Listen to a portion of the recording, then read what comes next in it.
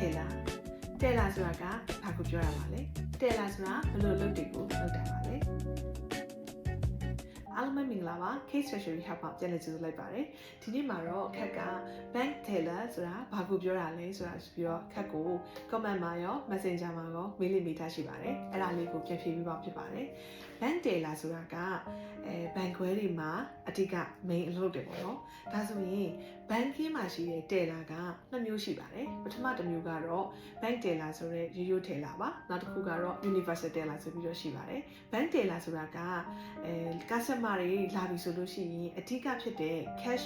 deposit လုပ်တာ cash withdraw လုပ်တာတွေနဲ့ check ထုတ်တာ check သွင်းတာနောက်ပြီးတော့ transfer လုပ်တဲ့ service တွေနဲ့ daily မှာရှိနေတဲ့ cash reconciliation ကိစ္စတွေကိုအဓိကအလုပ်လုပ်တဲ့ cash and transaction ကို main ကင်တာဘဏ်မှာအလုပ်လုပ်နေတဲ့လူကို bank teller လို့ခေါ်ပါတယ်။ဒါဆိုရင် universal teller ကကောဘာကိုပြောတာလဲ universal teller ကကြတော့အဓိကအဖြစ်သူက၃မျိုးပေါင်းထားတယ်ပေါ့နော်။ပထမတစ်မျိုးက teller အနေနဲ့လုပ်လုပ်ကြတယ်။ဒုတိယတစ်ခုကတော့ basic banking service တွေအကုန်လုံးရပါတယ်။တတိယတစ်ခုကတော့သူဒီ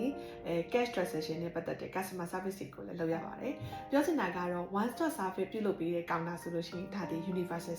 teller universal counter လို့လည်းပြောလို့ရပါတယ်။ဒါကြောင့် teller လို့ပြောချင်တာက transaction တွေအကုန်လုံးကိုcash and transaction only လုပ်ပေးတာက bank teller ပါမဟုတ်ဘူး customer service ကို banking basic ကို cash support ကို teller လုပ်ပေးတယ်ဆိုလို့ရှိရင်တော့အဲ့ဒါကို universal teller လို့ခေါ်ပါတယ်။ဒါကြောင့် cash transaction မဟုတ်ဘဲနဲ့ cash transaction ထက်ပိုတဲ့အလုပ်တွေကိုလုပ်ပေးတဲ့ဟာတွေ one stop service counter တစ်ခုတည်းနဲ့ပြီးတဲ့အရာတွေအကုန်လုံးကို universal teller လို့ခေါ်ပါတယ်။ဒီလောက်ဆိုလို့ရှိရင်တော့ banking teller နဲ့ universal teller ကိုနားလည်လိမ့်မယ်လို့ပြောလင်ပါတယ်။နောက်ပိုင်းမှာလည်း cash processing staff နဲ့ဆိုင်တဲ့ကိစ္စရပ်တွေကိုဆက်လက်ပြီးတော့မျှဝေပေးသွားမှာဖြစ်ပါတယ်။ကျေးဇူးအများကြီးတင်ပါတယ်ရှင်။